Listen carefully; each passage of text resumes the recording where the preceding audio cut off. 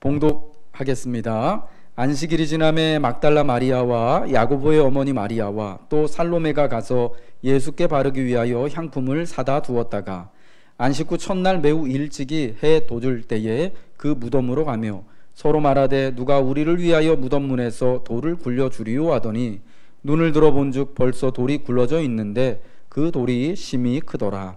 무덤에 들어가서 흰 옷을 입은 한 청년이 우편에 앉은 것을 보고 놀라매 청년이 이르되 놀라지 말라. 너희가 십자가에 못 박히신 나사렛 예수를 찾는구나. 그가 살아나셨고 여기 계시지 아니하니라. 보라, 그를 두었던 곳이니라. 가서 그의 제자들과 베드로에게 이르기를 예수께서 너희보다 먼저 갈릴리로 가시나니 전에 너희에게 말씀하신 대로 너희가 거기서 배우리라 하라 하는지라. 여자들이 몹시 놀라 떨며 나와 무덤에서 도망하고 무서워하여 아무에게 아무 말도 하지 못하더라. 예수께서 안식 후 첫날 이른 아침에 살아나신 후 전에 7 귀신을 쫓아내어 주신 막달라 마리아에게 먼저 보이시니 마리아가 가서 예수와 함께하던 사람들이 슬퍼하며 울고 있는 중에 이 일을 알림해 그들은 예수께서 살아나셨다는 것과 마리아에게 보이셨다는 것을 듣고도 믿지 아니하니라. 아멘. 부활이 우리의 삶에 말해주는 것이 있습니다. 그것은 언제나 삶에는 희망이 있다라는 것입니다. 주님은 십자가에서 고난을 받으시고 죽임 당하셨습니다.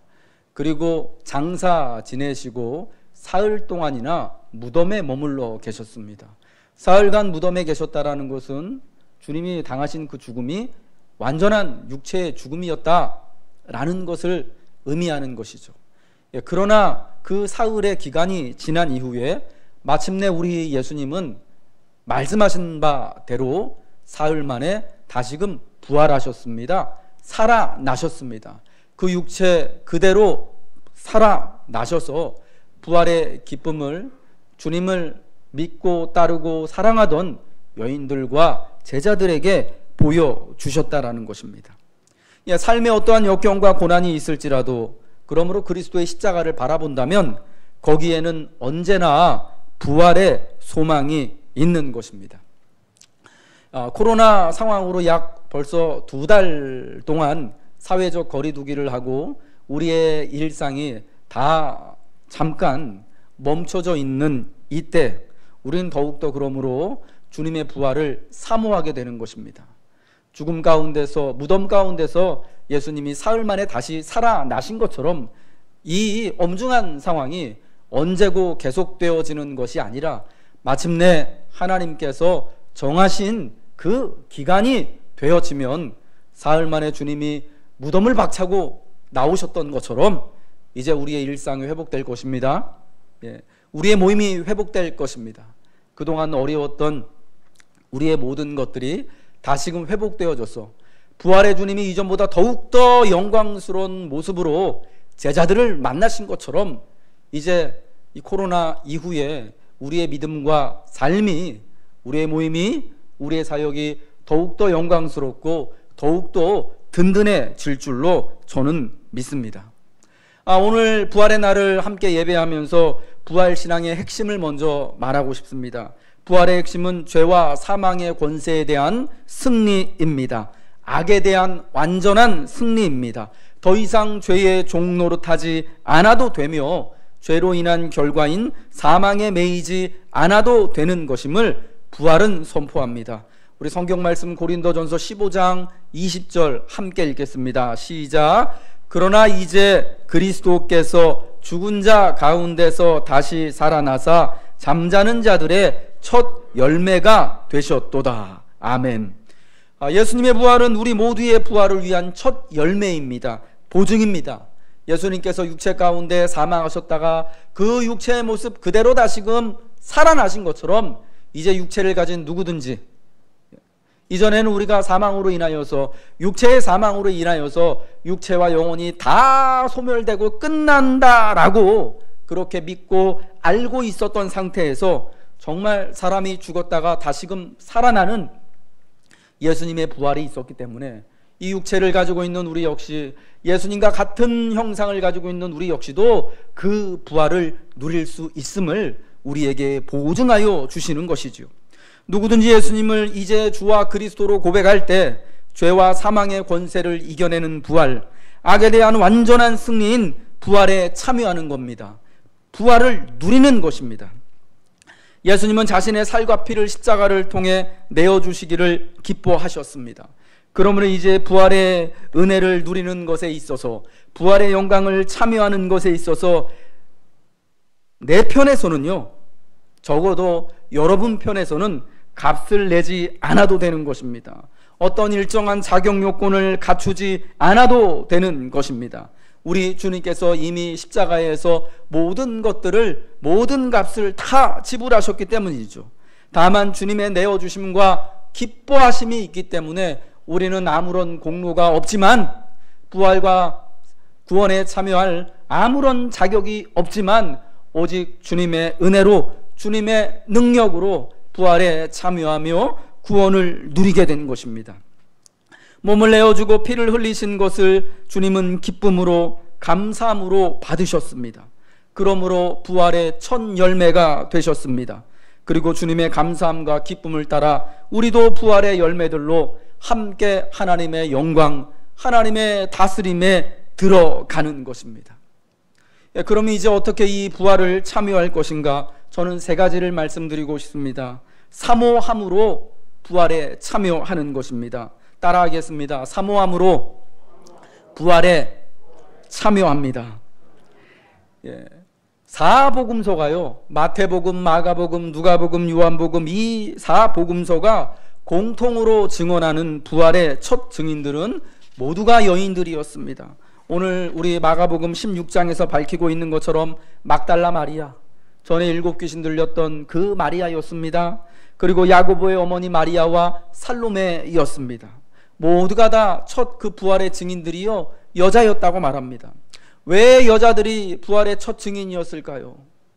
예수님이 그토록 사랑하던, 예수님을 정말 누구보다도 정말 가까운 거리에서 믿고 따르고 섬기던 베드로와 같은 그 남자 제자들이 아니고 왜 여인들이었을까?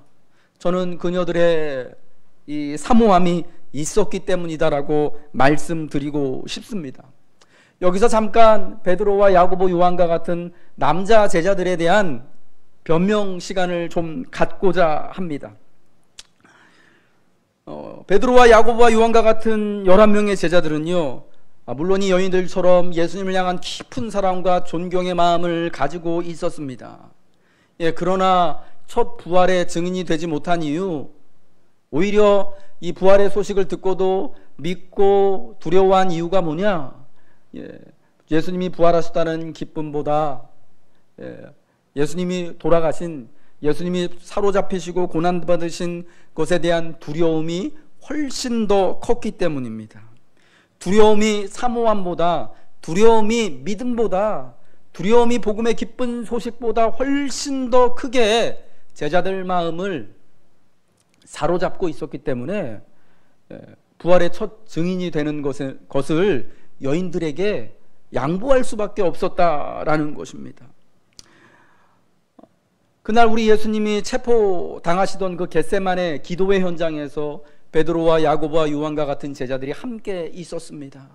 제자들이 그들을 데리고 늘 기도하시던 장소에 가서 함께 기도할 것을 부탁하셨죠. 졸면서 자다가, 이거는 기도한 것도 아니고 존 것도 아니고 거의 잔 것 같은 그런 비몽사몽의 상황에서 베드로와 야고보와 요한이 느꼈던 감정은 어떤 것이었겠습니까? 예수님이 여느 때와는 다르게 정말 이 땀방울이 핏방울이 되도록 그렇게 기도하시잖아요. 제자들이요, 완전히 골아 떨어졌다면은 예수님의 그 기도하시는 모습을 볼 수 있었을까요? 그걸 우리에게 전해줄 수 있었겠습니까? 예수님이 기도하실 때 얼마나 간절히 기도하셨으면 그 땀방울이 땀을 막 비오듯 흘리시는데 그 땀이 땀방울이 피가 되도록 기도하시는 것을 어떻게 봤겠습니까? 졸면서 자는 것도 아니고 조는 것도 아닌 비몽사몽 간에 예수님이 기도하시는 모습을 본 거예요. 그러면서 여러분 뭘 느꼈겠습니까? 아, 예수님이 왜 이렇게 떨고 계시지? 뭐가 그렇게 두려우신지? 예수님의 기도하는 모습을 보면서 자기들도 알 수 없는 두려움, 불안감이 엄습해 왔을 것입니다. 그리고 마침내 그 예수님의 기도가 끝난 후에 가룟 유다를 앞세운 대제사장들이 보낸 군사들이 검과 몽치를 가지고 와서 예수님을 사로잡아 가잖아요. 그런데 예수님이 어떻게 하십니까? 굉장히 무기력하게요, 마치 죄인이 끌려가듯이 붙잡혀 가시는 거예요. 체포되어 가시는 거예요. 아무런 반항도 하지 않으시고 아무런 말씀도 하지 않으시고 끌려가시는 모습을 제자들이 다 보았습니다. 그래서 그날 모든 제자들이 다 흩어지잖아요. 어떤 제자는 홀딱 옷을 다 벗고 있다가 베옷으로 혼이불로 이렇게 가리고 도망가지 않습니까? 얼마나 무서웠겠습니까? 베드로와 같은 제자는 예수님의 재판 과정을 다 보았습니다.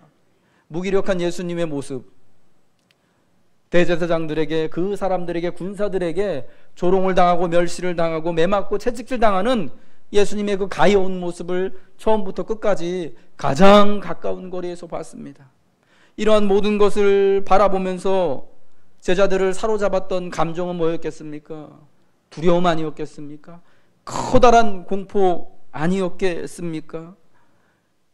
권위 있고 권세 있고 능력 있고 영광스러운 예수님의 모습이 아니라 이제 정말 무기력하고 어쩌면은 자신들처럼 두려워하던, 떨고 있는, 아무런 반항도 하지 않는, 아무런 말씀도 하지 않는 예수님의 모습을 보면서 두려움이 굉장히 컸을 거예요. 요즘 심리학 용어로요, 요즘 정신의학 용어로 트라우마가 생겼을 거예요. 정신적인 그 쇼킹 상태를 받았을 거예요. 그래서요, 다 예수님의 처형 자리에도, 십자가의 자리에도 여인들이 있었지 제자들은 없잖아요. 다 도망가 숨은 거예요. 그러니까 예수님이 부활하시는 첫 그 순간에 그 자리에 있을 수가 없었던 거 아니겠습니까? 반면에 여인들은요, 그런 트라우마가 없어요. 물론 이 여인들 예수님과 가장 가까운 거리에 있었지만 제자들이 그렇게 경험했던 것처럼 예수님이 기도하시는 것도 보지 못했고, 예수님이 끌려가시는 거, 예수님이 신문당하고 예수님이 매맞는 거, 조롱당하는 거 보지 못했습니다. 그러나 어쩌면 그게 참 은혜가 돼서 십자가에 달리신 예수님 6시간 동안 그 여인들이 바라보면서 오히려 두려움이 아니라, 예수님, 저 선하고 의로우신 선생님께서, 나의 주님께서 이렇듯 고통당하시는 것이 안타까운 여인의 마음, 어쩌면은 그 어머니의 마음을 가지고 주님의 십자가를 바라보았던 것이죠. 두려움이 아니라 주님을 향한 사모함과 주님을 향한 어쩌면은 정말 그 안타까운 마음이 훨씬 더 크게 자리를 잡고 있었기 때문에 여인들은 끝까지 그 십자가 처형의 자리와 또 장례의 모든 절차와 또 주님의 부활하신 그 첫 증인, 그래서 무덤가에서 주님을 만날 수 있었다라는 것입니다. 막달라 마리아와 같은 여인들은 예수님을 향한 사모함을 끝까지 놓지 않고 있었던 거예요. 예수님의 처형 자리에 그분이 운명하시는 순간까지 모든 주님의 순간을 주님을 바라보며 주와 함께하였던 것입니다. 마태복음 27장 55절 56절은 이렇게 우리에게 알려주고 있습니다. 예수를 섬기며 갈릴리에서부터 따라온 많은 여자가 거기 있어 멀리서 바라보고 있으니 그 중에는 막달라 마리아와 또 야고보와 요셉의 어머니 마리아와 또 세베대의 아들들의 어머니도 있더라. 멀리 서서 십자가의 처형 장면을 바라보고 있는 거예요. 군병들이 그 십자가를 처형하는 그 장소를 삼엄하게 경비를 서고 있으니까 가까이는 다가갈 수 없습니다. 그러나 떨어져서 예수님이 고난당하시는 그 모습을 끝까지 사모하고 있는 거예요. 사모하며 바라보는 거예요. 운명하시던 순간까지, 주님이 이제 다 이루었다 하시면서 운명하시는 그 순간까지 여인들은요, 주님의 그 모습을 다 본 거예요. 그녀들은 공회원이었던 아리마대 요셉을 도와서 예수님의 장례에도 참여합니다. 우리가 오늘 본문 보지 않았지만 마가복음 15장 마지막 46절 47절에 보니까 아리마대 사람, 공회원이었던 아리마대 요셉이 총독인 빌라도를 찾아가서 예수님의 시신을 요구합니다. 이제 돌아가셨으니까 내가 예수님의 시신을 가져다가 내 무덤에 장례하겠소. 그래서 총독이 이 아리마대 사람 요셉에게 예수님의 시신을 인도합니다. 그러자 이 요셉이 귀한 세마포로 예수님의 시신을 감싸고 자기를 위하여서 파놓았던 그 새 무덤에 예수님을 장례하는 것입니다. 이 모든 과정에 성경은요, 여인들이 같이 있었다라는 것을 말씀해주고 있습니다. 15장 46절 47절 보니까 요셉이 세마포를 싸서 예수를 내려다가 그것으로 싸서 바위 속에 판 무덤에 넣어두고 돌을 굴려 무덤 문에 놓음에 막달라 마리아와 요새의 어머니 마리아가 예수 둔 곳을 보았더라 라고 말합니다. 왜 봤겠습니까? 같이 그 장례식, 그 초라한 그 장례식에요, 또 운명하시자마자 그냥 급히 세마포로 싸서, 우리식으로 하면은 시신을 이렇게 싸매는 그 뭡니까? 350입니까? 그걸로 이렇게 동여매서 그냥 갔다가 장례 치른 거예요. 요 근래에 코로나 때문에 장례가 나면은, 특히 코로나 확진 받은 것이 돌아가신 이후에도 그게 확인이 되면 어떻게 합니까? 장례 절차도 없어요. 어떤 장례식이나 요즘엔 다 마찬가지잖아요. 그냥 화장포로 가든지, 아마 매장도 아니고 그냥 양재동 가는 거죠. 가서 그냥 소각해서 장례 그냥 그러고 끝나 버리는 거예요. 그러한 장례를 보면서 지지난주인가에 우리 김기정 장로님이 그런 얘기 하시더라고요. 요즘에 돌아가시는 분들 보면 참 짠하다고. 정말 그렇잖아요. 여러분, 우리 예수님의 장례가 그랬던 거예요. 얼마나 여러분 좀 비극적이고 비참하고 초라한 사람이 태어나는 것만큼 운명하고 이제 죽은 이후에 그 절차도 굉장히 의미 있고 중요한 것인데, 여러분 그것이 하나도 없으셨던 거예요. 사실은 여러분 그 초라하고 그 아픈 자리에요, 여인들이 같이 있었던 거예요. 사모하는 마음을 가지고 그 자리를 끝까지 지켰기 때문에, 그 사모함이 그 자리를 지키게 해주었기 때문에 부활의 날 첫 부활의 증인들이 된 거 아니겠습니까? 예수님의 장례를 위하여서, 예수님의 그 시신에 바르기 위하여서 향유를 준비해서 이른 아침, 안식 후 첫날 이른 아침 무덤가로 가던 여인들이었다라는 것입니다. 예수님을 누구보다 사모하던 이들에게 부활하신 주님이 처음으로 나타나신 것입니다. 예수님이 어디에서 부활하신 것입니까? 바로 그 장사 지낸 바 된 아리마대 사람 요셉이 예수님을 장사 지낸 바로 그 무덤에서 예수님이 부활하시는 거잖아요. 그러니까 누가 예수님을 처음 만나는 게 당연하겠습니까? 그 무덤가가 어딘지 알고 그 장례식에 참여했던 그 사람들, 여전히 이제 사흘이 지나서 그 위에 또 이제 절차들을 장례 절차대로 사모하는 마음을 가지고 행하려고 했던 여인들에게 예수님이, 부활하신 예수님이 처음 나타나시는 게 여러분 너무 당연한 거 아니겠습니까? 사모함이 있는 곳에 부활의 주님이 처음으로 나타나신 것이에요. 십자가의 주님, 부활의 주님을 그러므로 성도 여러분, 이 여인들과 같이 사모하시기 바랍니다. 여인들과 같이 사모하시는 곳에 주님은 함께 하십니다. 먼저 부활의 영광을 보이시는 것입니다. 그러므로 사모하는 자들이 먼저 부활의 영광과 능력을 누리게 될 줄 믿습니다. 주님의 장례를 함께 사모함으로 참여한 자들이 바로 주님의 부활의 영광에도 먼저 들어가게 되는 것입니다. 또한 부활은 기다림으로 참여하는 것입니다. 따라하겠습니다. 기다림으로 참여합니다. 우리 이사야 25장 9절의 말씀을 함께 읽겠습니다. 시작. 그날에 말하기를 이는 우리의 하나님이시라. 우리가 그를 기다렸으니 그가 우리를 구원하시리라. 이는 여호와시라. 우리가 그를 기다렸으니 우리는 그의 구원을 기뻐하며 즐거워하리라 할 것이며. 아멘. 제가 부활을 얘기하면서 왜 이사야서의 말씀을 꺼내느냐, 그럼 구약에는요, 부활에 관한 직접적인 언급이 없습니다. 구약에서는 부활을 말하지 않습니다. 그러나 부활신앙, 우리가 가지고 있는 이 부활신앙 있잖아요, 교회를 통하여서 처음 부활이 일어난 그때부터 교회를 통하여서 우리가 전해 들은 이 부활신앙은요, 분명히 구약의 하나님 말씀을 통하여서 우리에게 전해진 것이다 라는 것입니다. 이 구약에 나타난 부활신앙은 언제 일어났느냐, 유대와 예루살렘이 멸망하고 예루살렘 성전이 완전히 무너지고 많은 유대의 백성들이 그 전쟁통에 죽임을 당하고 전사하고 혹은 포로가 되어져서 저 멀리 바벨론 강가까지 끌려가다가 죽고, 끌려가서 포로 생활하다가 남의 나라에서 살아가다가 정말 많은 사람들이요 죽임을 당한 거예요.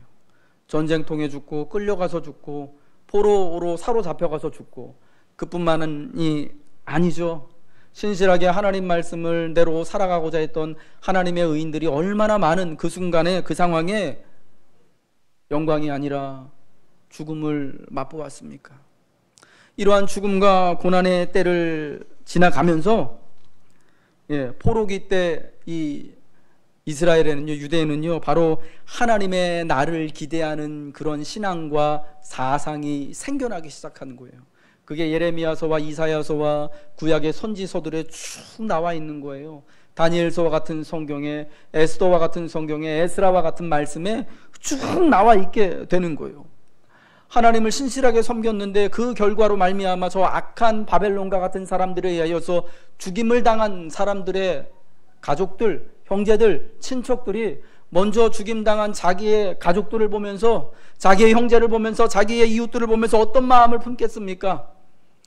하나님이 언젠가는 이 모든 것들을 신원해 주실 것입니다 라는 기대를 갖게 되는 거예요. 저들의 억울한 죽음에 대하여서 하나님 마침내 그들을 죽음 가운데로 내몰게 만들었던 저 악한 자들에 대하여서, 악한 나라에 대하여서 하나님이 심판하시고, 그 심판으로 인하여서 억울하게 죽음을 당한 하나님의 의인들, 하나님의 백성들, 포로로 사로잡혀갔던 그 백성들에 대한 그 모든 것을 하나님이 이제 신원하여 주시고, 또 마침내 죽었던 자들을 살려주실 것에 대한 의인의 부활에 대한 사상들이요 생겨나기 시작하는 거예요. 여러분, 그러한 믿음을 가지고 예수님 때에 많은 하나님의 백성들이요, 하나님의 말씀, 성경의 말씀, 우리가 지금 구약 성경이라고 부르는 이사야서 말씀, 예레미야 말씀, 에스겔과 같은 말씀들, 에스더와 같은 말씀들, 에스라와 같은 말씀들을 읽고 여호와의 날에 대한 하나님이 심판하시고, 하나님이 보복하시고, 하나님 마침내 억울하게 죽임을 당한 하나님의 의인들을 부활시키실 것이다 라는 것에 대한 믿음을 갖게 된 거예요. 여러분, 그러면서 매우 오랜 세월들을 지나오게 된 겁니다. 부활신앙은 그러니까 어떻게 생겨난 거냐면요, 현재의 삶에 대한 고난이 있었기 때문에, 죽음 같은 삶의 현장이 있었기 때문에 부활의 신앙이 생겨난 거예요. 바벨론 포로의 억울한 그 삶이 있었기 때문에 부활의 신앙이 생겨난 거예요. 그래서 학자들은요, 현재의 고난을 이겨내는 신앙이야말로 부활신앙이다 라고 말하는 거예요. 부활신앙의 핵심은 하나님이 행하실 날에 대한 기다림이다 라고 말하는 것입니다. 이 마리아와 그리고 제자들은요, 이미 하나님의 말씀 안에서 부활신앙을 체득하고 믿고 있었습니다. 우리 주님의 그 죽음을 보면서, 여러분, 우리 모든 복음서가 예수님의 심판에, 예수님의 신문당하신, 심판당하심에 대해서 뭐라고 설명합니까? 죄를 발견하지 못했다고 하지 않습니까? 대제사장들과 서기관들이 여러 가지 죄목으로 예수님을 총독 앞에 고발하는데 그 중에 어느 것도 다 사실은 맞는 것이 없는 거예요. 그럼에도 불구하고 억울하게 십자가형을 받으시고 고난을 받으시고 운명하시잖아요. 지금 이 여인들이 볼 때, 제자들이 볼 때요, 물론 이 제자들은 두려워 떨고 숨어 있지만 예수님이요 굉장히 억울하게 죽임을 당한 거예요. 옛적에 이사야 선지자가 그렇게 억울하게 죽임을 당했던 것처럼, 예레미야 선지자가 저 억울하게 저 이집트로 끌려가서 거기서 비참하게 죽음을 당했던 것처럼 예수님도 그렇게 억울한 의인의 죽음을 당한 거예요. 이 죽음을 보면서 여러분 어떤 마음이 일어나겠습니까? 예수님이 하나님이 억울한 죽음을 당한 이 주님, 하나님이 신원하여 주시기를 바라는 그 마음이 있지 않겠습니까? 기대감이 있지 않겠습니까? 물론 이 말씀은요, 제자들이, 여인들이 예수님이 정말 말씀하신 것처럼 사흘 만에 살아날 거야 라고 그걸 기억하고 믿고 있었다라는 건 아닙니다. 그러나 예수님의 죽음에 대하여서 정말 이 의인의 억울한 죽음에 대한 마음을 가지고 하나님 앞에 이 절박한 그런 심정이었다라는 것이에요. 또한 주님은 죽음을 맛보신 후, 진짜 죽음, 우리 모두가 경험할 그 죽음을 진짜 맛보시지 않았습니까? 부활하시기까지 사흘의 시간을 무덤에 머물러 계셨습니다. 완전한 사망 가운데 계신 것입니다. 베드로 전서에서는 예수님의 죽음을 옥에 있는 영들에게 내려가신 것으로 우리에게 말씀해 주고 있습니다. 예수님은요, 그 죽음 가운데, 완전한 죽음 가운데서 사흘을 기다리셨어요. 부활을 보기 위해서는 기다림이 필요한 거예요.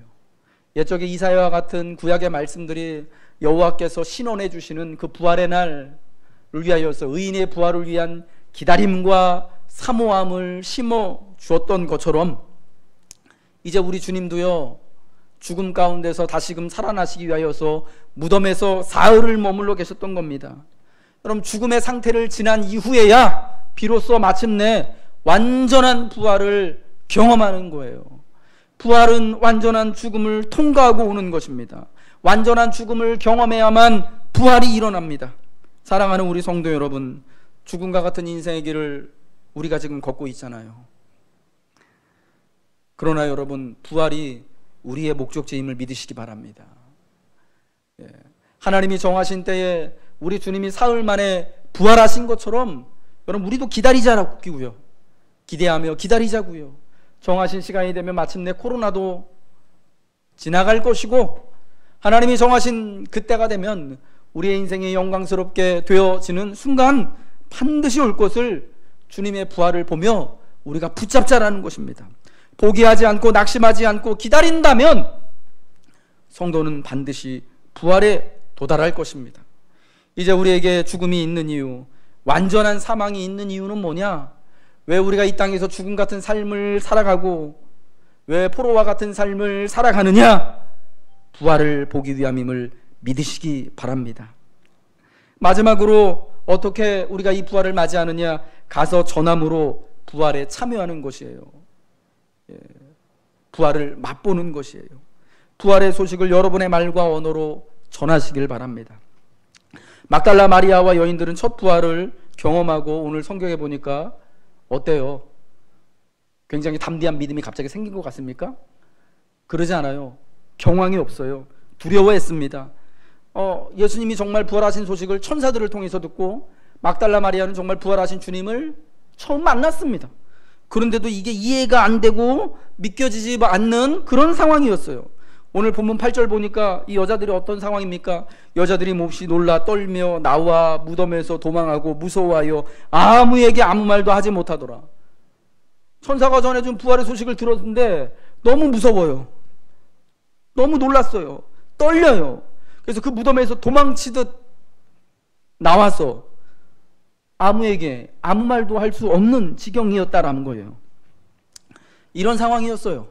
그렇지만 부활의 소식을, 부활의 주님을 만난 사건을 베드로를 위시한 제자들에게, 그녀들처럼 똑같이 두려워하고 불안하고 무서워 떨고 있던 제자들이 가서 알리는 거예요. 여러분, 이게 뭐 굉장히 담대한 믿음이 있어서 담대한 상황이 돼서 알린 것일까요? 저는 그렇지 않다고 생각합니다. 두려움에 떨면서 몹시 놀라 다 믿지 못하는 중이었지만 부활의 소식을 천사들을 통해서 듣고 직접 예수님을 만남으로 부활하신 주님을 보았기 때문에 아직 이해가 잘 안 가요. 아직 다 믿겨지지 않아요. 예적부터 그 어머니의 어머니, 아버지 때로부터 그 하나님의 그 신원하시는 날에 대한, 부활에 대한 신앙을 하나님의 말씀으로 듣고 사모하고 했지만 그게 정말 그 부활의 일이 지금 자기들 눈앞에서 일어났을 때는요, 이론하고 현실은 좀 다르잖아요. 이론하고 경험은 다르잖아요. 이게 도무지 진짜 어떻게 받아들이기가 너무 이제 쉽지 않은 그런 상황이었다라는 것입니다.